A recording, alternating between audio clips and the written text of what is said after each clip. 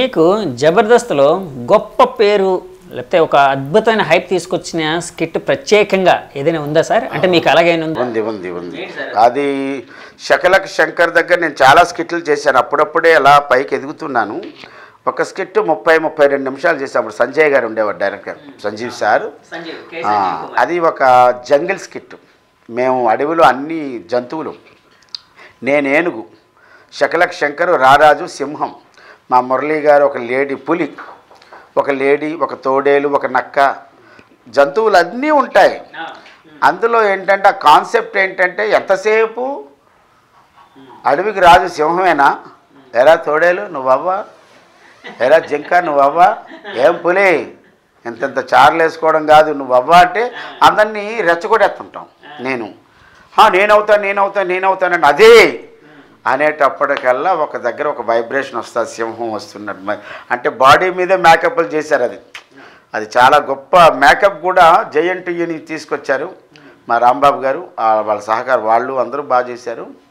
ఆ సింహం వస్తుంటే ఒక వైబ్రేషన్ ఉంటుంది మనకి. వచ్చింది ఏంట్రా ఏం మాట్లాడు, అతను సహజ సిద్ధంగా శ్రీకాకుళం స్లాంగ్లో మాట్లాడతాడు కదా. ఒక సందర్భంలో కొరడా తీసుకుని కొట్టాడు నన్ను. ఒకసారి కొట్టాడు, రెండుసార్లు కొట్టాడు, మూడోసారి రియాక్టింగ్, అబ్బా బేవర్స్ నా కొడక, ఏంటిది స్కిట్ అనుకుంటున్నావు, ఏమనుకుంటున్నావు, సారీ మురళీ గారు నేను చేయను, స్టేజ్ దిగి వచ్చేసా. ఇంకా మాట పెరుగుతుంది.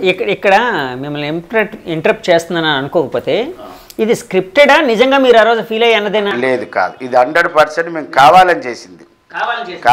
స్క్రిప్ట్ ఇది 100% స్క్రిప్టు. ఒక డైరెక్టర్ సంజయ్ గారికి తప్పించి ఎవరికి తెలియదు, ఈవెన్ జడ్జెస్కి తెలియదు, కెమెరామెన్కి తెలియదు, డైరెక్షన్ డిపార్ట్మెంట్ వాళ్ళు చూసే ప్రేక్షకులు కూడా నిజమైనట్టే ఫీల్ అయ్యారు. అదే మా గొప్పతనం కదా. ఇప్పుడు 32 నిమిషాల స్కిట్టు, ఒక వెంట్రుక వాసిలో పక్కన పోయిందంటే ఎంత చేసిన కామెడీ పోయినట్టే కదా. దిస్ ఇస్ కాల్డ్ సీరియస్గా మేము చేసిన కామెడీ. కిందకు వచ్చిన తర్వాత ఏడుపులు. బేసిక్గా మనం చెప్పాను కదా, అమ్మఒడి రంగస్థలం నుంచి వచ్చాను కాబట్టి అలవోకగా కళ్ళ నీళ్ళు వచ్చాయి. నేను అంత ఫీల్ అయి చేసిన తర్వాత మళ్ళీ ఏదో మాట్లాడుతూ బూట్ ఇచ్చి కొట్టా కింద నుంచి. అప్పటికి ఏడుకోండ్ల మేనేజర్ గారు, అమ్మో ఇదేదో గొడవ అవుతున్నట్టుంది, బయటకు పోయాడు అతను. అన్నీ చెప్పేసావు అనుకోండి, వాళ్ళు రిలాక్స్ అయిపోతారు. ఒక సీరియస్ సబ్జెక్ట్ని కామెడీలోకి తీసుకురావడానికి కత్తి మీద సాము లాంటిది. ఆ ఒక్క స్కిట్ ప్రోమో పడిపోయింది వారం రోజులు.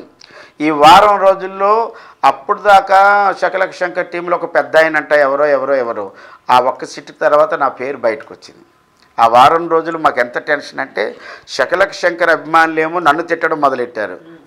నువ్వు అంత పెద్ద అవకాశం ఇచ్చావు అప్పారావుకి, ఒక దెబ్బ వేస్తే తప్ప అనేవాడు. నాకు వైజాగ్ నుంచి అభిమానులు, ఎవరు బాబాయ్ అడ్రస్ చెప్పు బాబాయ్, మా వాళ్ళని తీసుకెళ్ళి నరికేస్తాను కొంతమంది. నాకు ఫోన్ చేశాడు, తను ఎక్కడ అవుట్డోర్లో ఉన్నాడు, బాబాయ్ ఇలా జరుగుతుంది, ఫోన్లు వస్తున్నాయి బాబాయ్ అంటే, నీకు తెలుసు నాకు తెలుసు, మనం తయారు చేసిన స్కిట్. ఇందులో మురళీ గారు స్క్రిప్ట్ రైటింగ్, పంచప్రసాద్ వాళ్ళ తమ్ముడు సాయి, వీళ్ళిద్దరూ కలిసి రాసినటువంటి ఒక అద్భుతమైనటువంటి మెమరబుల్ స్కిట్. నా జీవితంలో వాళ్ళు ఇచ్చిన గొప్ప గిఫ్ట్. మురళీ గారు కానీ శకలక్ శంకర్ గారు చేసినటువంటి స్కిట్లో నాకు అద్భుతమైన సాయి, వీరందరూ రాసిందే. ఆ వారం తర్వాత ఈ అమ్మ ఏంటండి ఇంకా 85 ఎపిసోడ్లు ఉన్నాయి అనగానే నేను మళ్ళీ స్టేజ్ మీదకి వెళ్ళి ఏంటి అబ్బాయి 85 స్కిట్లు, 85 ఇంకా ఉన్నాయా, బ్యాలెన్స్ అగ్రిమెంట్ అయిపోయిందా, అది అక్కడి నుంచి కామెడీ చేసాం. ఎవ్వరికీ తెలీదు అంత గొప్ప స్కిట్. ఆ స్కిట్ తర్వాత నేను బాగా బహుళ ప్రాచుర్యం పొందింది ఆ స్కిట్ తర్వాతే. ఆ స్కిట్ తర్వాత మొత్తం నాది ఎంటైర్ లైఫ్ గ్రాఫ్ మారిపోయింది. అప్పుడు దాకా కేవలం జబర్దస్త్ ఇల్లు మధ్యలో సినిమాలు. దాని తర్వాత ఒక్కసారి మార్కెట్కి, అమ్మవారి పండగలకి, బర్త్డే ఫంక్షన్లకి, కాలేజీ ఫంక్షన్ అన్నిటికీ నేను వెళ్ళిపోయాను. జబర్దస్త్లో మీరు మొట్టమొదటిసారిగా అందుకున్న రెమ్యూనరేషన్ ఎంతండి, చెప్పచ్చా? చెప్పచ్చు, నో డౌట్. తీసుకున్న డబ్బులు చెప్పడానికి ఏముంది. యాక్చువల్లీ నేను డబ్బులు ప్రస్తావన లేదండి. నేను ఆ టీం లీడర్లకు ఎంత ఇస్తున్నారు, మనకి ఎంత ఇస్తున్నారు లేదు. ముందు మనకి ఒక అవకాశం కావాలి. ఒక అవకాశం ఇస్తేనే కదా ఏదైనా మనం నిరూపించుకోలేం. నేను ఏదో కష్టపడి పైకి వచ్చాను, అవకాశాల కోసం వచ్చాను. శకలక్ శంకర్ అంత అవకాశం ఇచ్చాడు. ఈ రోజుకి జబర్దస్త్లో సార్ ఇలా కనిపించి అలా వెళ్ళిపోతాను సార్, డబ్బులు ఇస్తాం సార్, ఏదైనా చెప్పండి సార్. నో, నీ టాలెంట్ ఉంటే జబర్దస్త్లో అవకాశం వస్తుంది. నువ్వు డబ్బులు ఇచ్చి ఏ అవకాశాన్ని తీసుకోలేవు, వాళ్ళు తీసుకోరని చెప్తా. ఎవరో మధ్యలో జబర్దస్త్ పేరు చెప్పి డబ్బులు దండుకునే వాళ్ళు ఉంటే ఉండొచ్చునేమో, కానీ జబర్దస్త్లో ఏ టీం లీడర్ కానీ ఏ కంటెస్టెంట్ కానీ జెన్యూన్గా అవకాశాలు ఇస్తారు నీలో టాలెంట్ ఉంటే. అది ఓకే.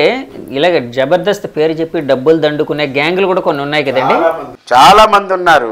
నాకు అతను తెలుసు ఇతను తెలుసు అంటారు. వీళ్ళేంటి తెలుసుంటే వాళ్ళతో నువ్వు ఫోన్లో మాట్లాడించి అవి లేవు. వీళ్ళేదో అమాయకంగా డబ్బులు ఇచ్చేసి కొన్నాళ్ళు వచ్చిన తర్వాత వాళ్ళని కనిపించి వీళ్ళని కనిపించి అవకాశాలు రాక డబ్బులు తీసుకొని మోసపోయిన వాళ్ళు కూడా చాలామంది ఉన్నారు.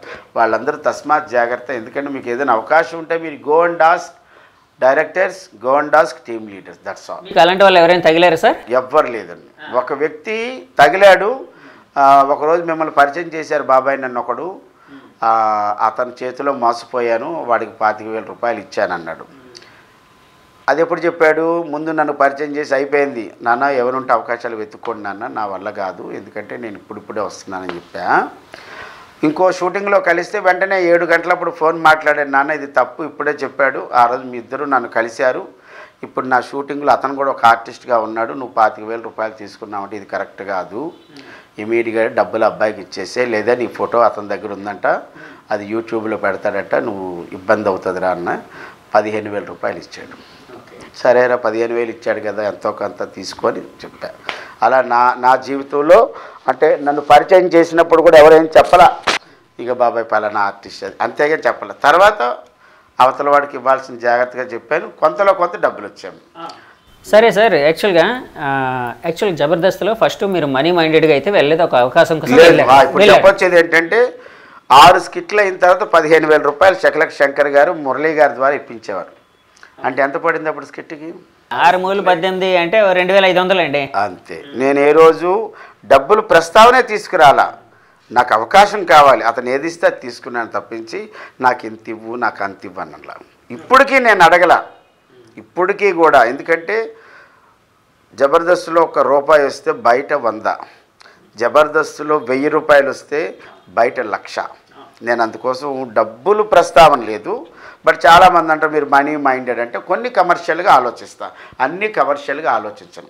కేవలం 2,500 రూపాయలు రాను పోను మామూలు బస్సుల్లో వెళ్ళి ఒక అనాథ వృద్ధులు అంటే అచేతనంగా పడున్న వాళ్ళు, బుద్ధిమాంద్యత, అంగవైకల్యం కలిగినటువంటి వాళ్ళకి పెద్దవాళ్ళు ఏదో భోజనాలు పెట్టడం, వాళ్ళకి తల స్నానం చేయడం, అలాంటి సర్వీస్ చేసిన వాళ్ళకి నాకు నచ్చి మీరు ఏమి ఇవ్వద్దు సార్, నాకు ఓన్లీ ట్రాన్స్పోర్ట్ ఇవ్వండి, పలానా దగ్గర దిగితే నేను అక్కడి నుంచి తీసుకొని వెళ్ళన్నా.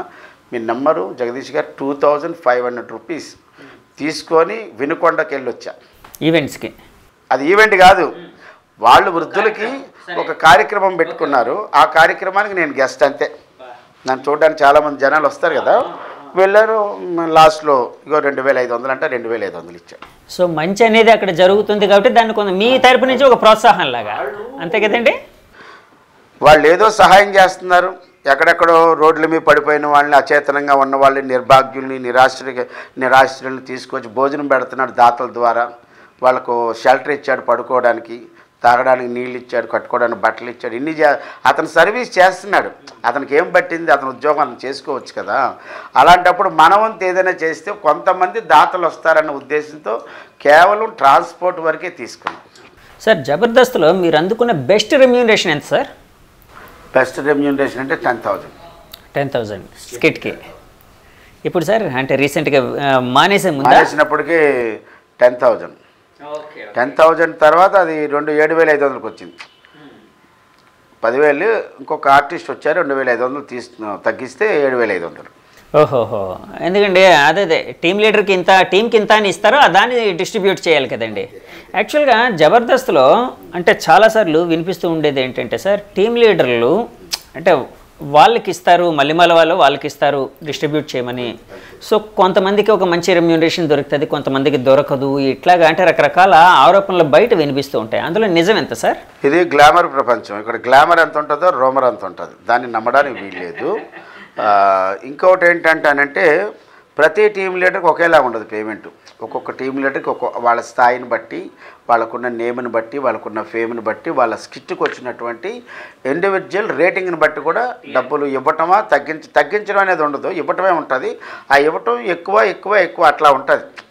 వాళ్ళ కష్టాన్ని కూడా మళ్ళీ అర్థం చేసుకుంటుంది కదా, అందరికీ ఒకేలా ఉండదు. అలాగే టీం లీడర్ ఏంటంటే ఇప్పుడు నాకు 10,000 ఇచ్చారు, ఇంకొక అతను 15,000 ఇవ్వచ్చు, ఇంకొక అతను 20,000 ఇచ్చు, ఒక స్పెషల్ గెస్ట్ని పిలిచాము, అతను 30,000 అవుతుంది.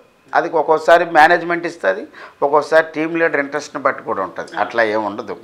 అందువల్ల ఏంటంటే ఒక్కొక్క వ్యక్తి అందరికీ డబ్బులు ఇస్తారండి. టీమ్ లీడర్లు అందులో చేసిన ప్రతి ఒక్క క్యారెక్టర్ కూడా డబ్బులు ఇస్తారు. ఇంకా ఔత్సాహిక కళాకారులు ఉన్నారు, వాళ్ళకి అవకాశం అనేది ప్రధానం. వాళ్ళని కూడా పిలిచే అవకాశాలు